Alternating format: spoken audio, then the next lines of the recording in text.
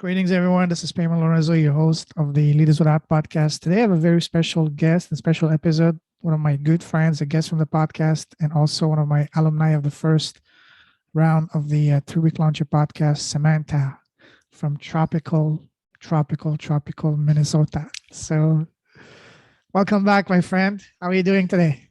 I'm doing well, thank you. Pleasure's all mine. So, we had a nice chat on Saturday, just as I was telling you earlier, just as the storm was just raging. And yeah, so you told me about some amazing things. But before we even get into that, for people who don't know you, in short, tell us who's Samantha as a person and as a human being?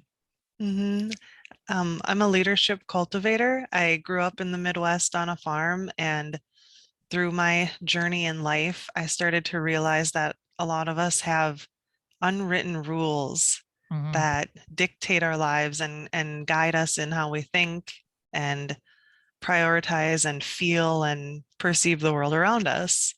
So I wanted to take a little bit different approach to leadership, and I work with girls and women specifically on learning how to rewrite those rules that tell them who they should be, what they should be, instead of who they really are and who they're called to be in the world. Beautiful. And I remember the first conversation we had as soon as you told me that. I said, listen, this is a powerful mission. I want you to be not only on the podcast, but also this would you need to have you on podcast because this is such a powerful message. And Mhm. long story short, you have your podcast now. So tell us, what is the name of the podcast again? The name of my podcast is called The Code of Sisterhood, Mhm. and just publishing and getting things live this week. And I've had some really incredible guests already, but the focus is looking at how women a lot of times learn how to Mhm. distrust each other and compete with each other.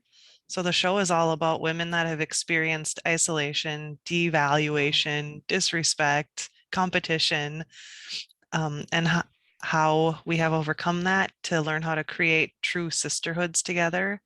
And we Mhm. also explore at what age should this start for girls? How should we be supporting girls in self development? And then we also explore the way that we would like men to show up for us, or men that are in Mhm. our lives that show up for us to be supportive in who we really are. Beautiful. Gonna ask you a couple of questions on that. That's very powerful. But before I even get that, when did you officially launch a podcast? This week. Really? Yeah, I've been playing around with it for several Whoa. months, but finally it's gonna, yeah, this week for real. So I have a bunch Congratulations. of, thank you. I have a bunch of episodes ready to roll out, but yeah, How many did you officially record so far? 15 Wow. So how often are you going to release them?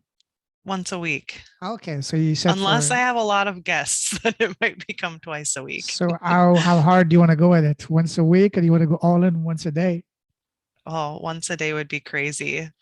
I Not would love it really. if I could do it. That would be awesome. How many Zoom calls a day do you get into? A bunch. I don't, that's a great question. At All least day 3 to 5, long, on right? and off all day long. Oh yeah, So why not easy. just take one of those a day, turn them into a podcast? Because it's not like it's going to ask you to put in extra time. You're just There we using go. what you're already putting in. And honestly, I share that with you the story of a guy that built an 8-figure business just using this one podcast a day, Monday to Friday, 20, 30 minutes, invite only your ideal exact client. But for you, I understand that you're not really building a business, but a nonprofit. We're going to get into that. Mhm. But if Yeah. but you can easily do that. But before we even talk about it, you mentioned something that I want you to, because that was powerfully said. At what age should we start supporting girls? And even so, what is the, as far as I'm concerned, right from the moment they're born. But what is your answer? My answer is before they're born. Oh, even better. Okay, good. Because we know, right? There's science right now telling us more and more clearly what Hmm. happens before a child is even born, how Hmm. they're being prepared to be brought into the world. So So, how would you yeah, help a girl before she's even born? a lot of it begins with the environment of the mother and the father. What's the stress level of mom? What does Hmm. mom think about? What is her Hmm. coherence or inner balance like? And yeah, what's the experience that she's having in the world around her to help inform how this baby is going to enter the world with some epigenetic Mm-hmm. predispositions. Yeah, so I think it's before they're even born, but if you're not even sure how to do that, it is the very moment they're born. Absolutely. Hmm. What would be the best way to support them once they're born and once they, start becoming, aware, and especially once they get into the teenage years, because those are the most important years for them to really, not only that's where they're building their self confidence, self esteem, and also starting, so to speak, to spread their wings to really see what can really be done if they're in a supportive environment. Hmm. A lot of times we like to have conversations with people that are full of advice and Mm-hmm. telling, shoulding on each other. So when I talk to friends, when I talk to other parents, when I talk Mm-hmm. to kids, I find that the magic always happens in conversations and relationship development when there's no Mm-hmm. telling, and instead there's open-ended questions and guidance so that Mm-hmm. the child can come to their own conclusion and learn how to prioritize values and set a Yes. solid belief system that is healthy. I'm very interested personally in that because I have a niece. She's going to turn 10 in July, and my nephew just turned 7 at the start of this month. And it really, we talked about that on Saturday, and that was really what excited me the most because you were talking about building a program to teach the skills that are not taught in schools, such as entrepreneurship, Mhm. using money, and all that. But before we even get into that, because that's something that we can do an entire podcast just on that. Not the episode, the entire podcast. But you mentioned about how should men show up. Tell us about that because as a man, I'm interested as well.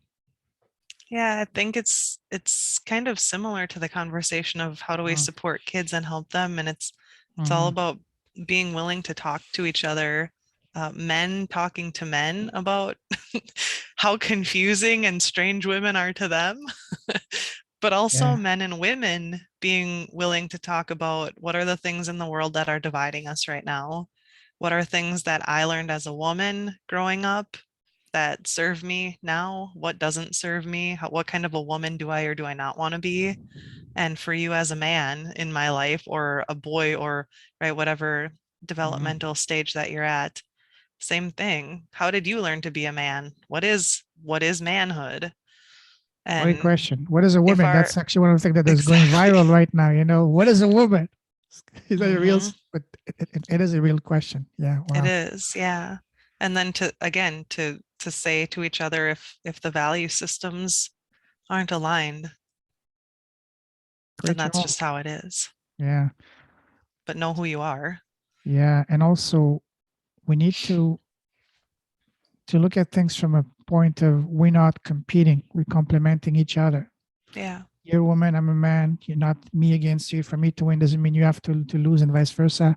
For me to win, generally speaking, it means also you winning. So what can we do to make it not only to make it a win-win for all of us and embrace our qualities, because there are qualities that a man has that the woman doesn't have, and vice versa.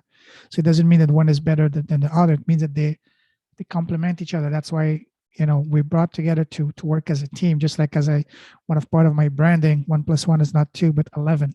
You know. Yes.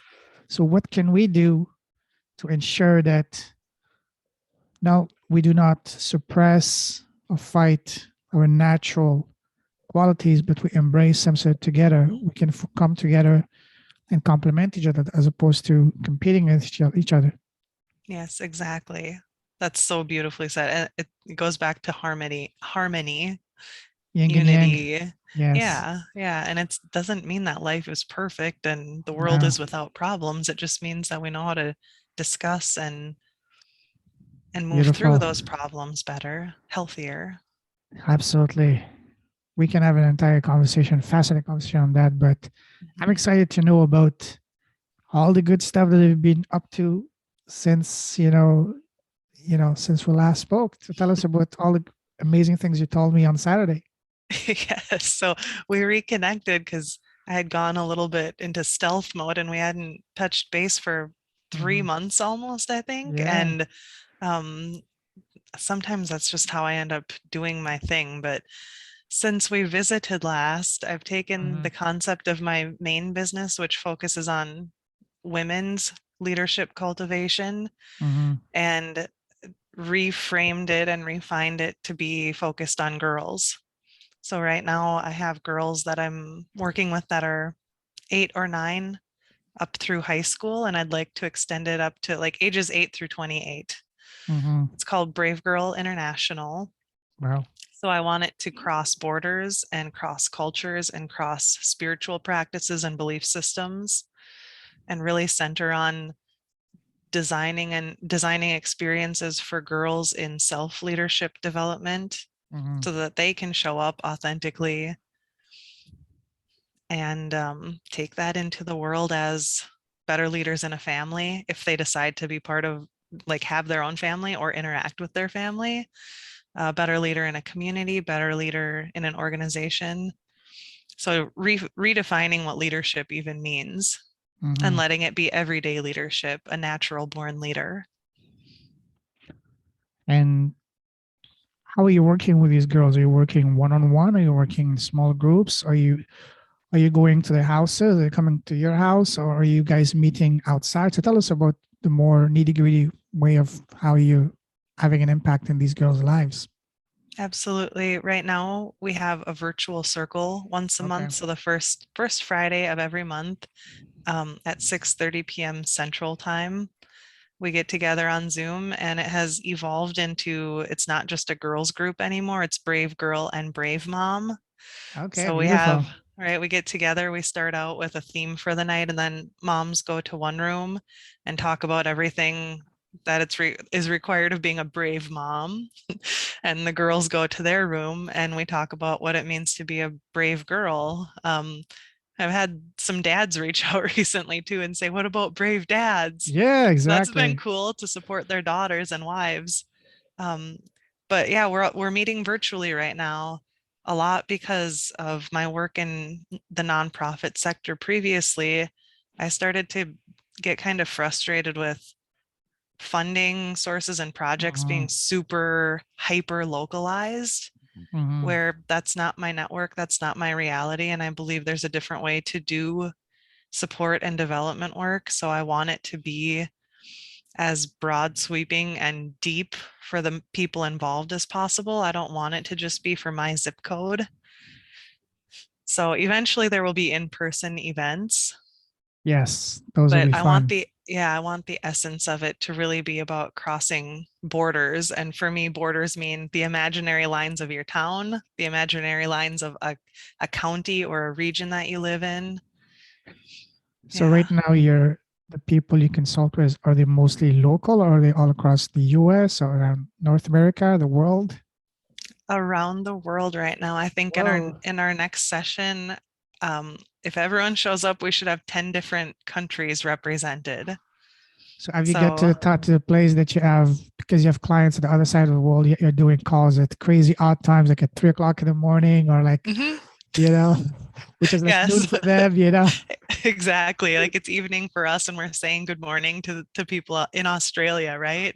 For example, or someone in Singapore. So it's really beautiful. Or in And Europe, yeah. yeah, and the girls are absolutely having a blast with it because another passion of mine is coming from a rural background, Mm-hmm. realizing that you might be isolated wherever you are, but when you're in a rural space, the isolation comes at a completely different level and a very different dynamic. Absolutely. Wow. Yeah. So how did you convince the moms to join? Were they They hesitant at first? asked. Oh wow. No, They were they seeing their asked daughters for having a it. great time. Say, I want to join in too. Yeah, and to say if other moms are supporting their daughters, there must be some other similar thinking or similar the shared lived experiences. So what Mm-hmm. value could we get in having a neutral space to learn as mothers and seeing some of the really scary things that girls are having to grow up with right now? Mm-hmm. Yeah. So for each of those calls that you do you have a specific theme, or is it just you just ask them? So, what do you guys want to? What challenges you have, and tackle those together? It's a combination. So, Mm, I, from my time as an educator, I spent most of my time in middle school settings. okay. So I really got to know like Oh what is yeah. it that goes on with middle school and high school girls?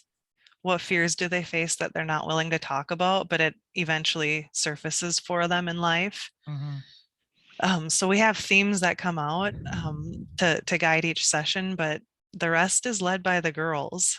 So how do you define this thing we're talking about? We go through like a focus conversation. So we go through Hmm. how do you define it? What are feelings and experiences around it? What's the meaning or the value of this subject in your life? And then we do something actionable at the end. Are you teaching them to look at things from maybe they're too young to understand spirituality, but when something happens, don't ask why me, what did they do to deserve this, but instead ask them what is this trying to teach you? What is the lesson for you to learn through this experience? Yes, they're starting to bring it up on their own, which I Okay. think takes us all back to this lesson of the spirit of youth and Mhm. the wisdom and intuition that they have that gets programmed out, right? So, in our last session specifically, we talked about what's the difference between being smart and having wisdom. Oh, And that's the a good one. definitions that they gave were just amazing. Just, coming from a 10-year-old, a group of 10 to 12-year-old girls saying Sure. wisdom is about living life and knowing who you are and being real. But Oh, smart wow. is just going through school and learning things out of books, right? You have to learn certain things and check it off on a checklist. I think they could be well positioned to teach some of our adults, especially some of those that are supposedly our leaders in today's world. I They can learn totally along from agree. these kids. Yes. Wow. Yeah. Youth advisors. Yes, exactly. Wow. So what's how do you see this moving forward? What is your vision with this? I want to keep building the Brave Girl community, the Brave Girl Circle. I would love to be running it multiple times a week. If we had so many How people often do that you run it so far currently? it, yeah, just once a month right now. But I Okay. think the girls would like to meet more often. So that's already starting to surface. So Yeah. what's stopping you to do it at least once a week? Um, Getting more people involved, so growing the community, and then also starting to develop a sponsorship or donorship model. Mhm.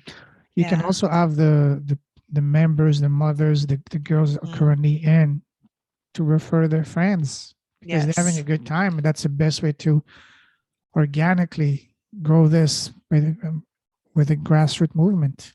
Yeah, absolutely. And I'm also really amazed at just the essence of what brave girl means. The girls and the moms are starting to naturally start to talk about who else can be involved. So looking at not just a biological mother-daughter, Hmm. like mentor, student, grandmother, Sure. granddaughter, aunt, niece, two friends that are really connected. So it's taking us back to this code of sisterhood concept. You know how you could frame it? You could do it the what is it, the sisterhood's party or whatever, the weekly party, something like this, to That'd make be it more cool. appealing, more fun. And each Hmm. week you can, I don't know, just thinking out loud, maybe give it a different name.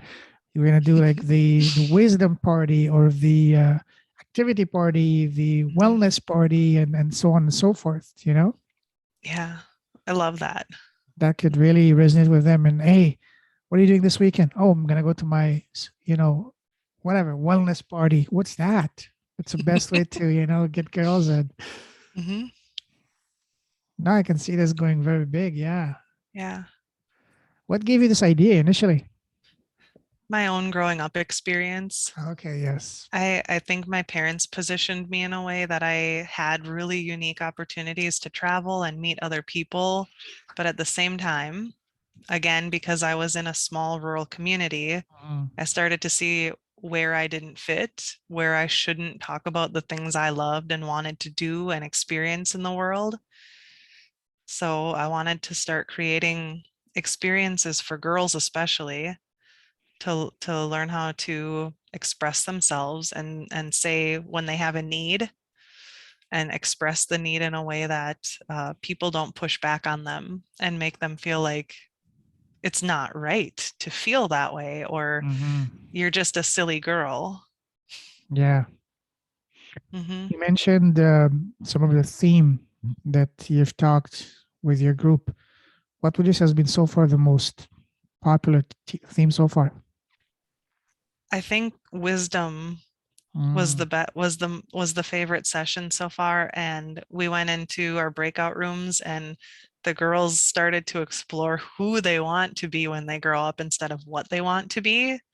So when you're in high school, what do you want to be like? Who do you want to become? And then I said, when you're 30, who do you want to be? And they all said, 30. I don't, that's so old. I some don't people don't know. even know at 40, you know? So That's what the hell do they right. do? They just keep on, you know? Yeah. But they started writing these letters like, Dear future me. And then they wrote letters to themselves while the moms were writing letters to their girlhood self. And then in our like final debrief, the moms and daughters met back up in their own house to read their letters to each other. So we came back for a final reflection, and it was really, really special and meaningful, where the girls said, you had us writing to our moms in a way. That could be an They amazing loved it. podcast, an amazing Yeah. podcast by itself. Even that could be honesty. Maybe I'm speaking from wearing my publisher's hat now. Even a book, Hmm. beautiful Yeah, it book, could be. actually. Yeah. What would you say has been so far the topic that has been brought up that surprised you the most? I think talking about authenticity, because there's Mm, so much like the idea of mean girls and being fake. So when we talked about authenticity, painful memories started to come up, mm, and things girls are experiencing in real life, like mm. today in school, and it's fresh on their mind. So talking about they want to be authentic, but sometimes they realize that they aren't because they want to fit into a group, and they're admitting it Yeah, and saying, I want to have friends, I want to be liked. So sometimes I'm not myself. And what does that mean for the rest of for for the people around you? What does it mean for yourself if you aren't true to yourself? that's powerful, especially if they can understand that at such a young Mm, age. yeah. Wow, Yeah. that's beautiful. Hmm. How are you planning to grow that?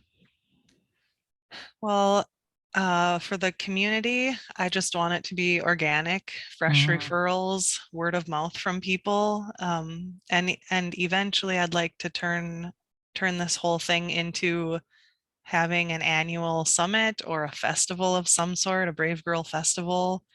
I'm partnering with Links Across Borders and a woman wow. named Sylvia Morrison to plan a 2023 summit in Mhm. Ghana.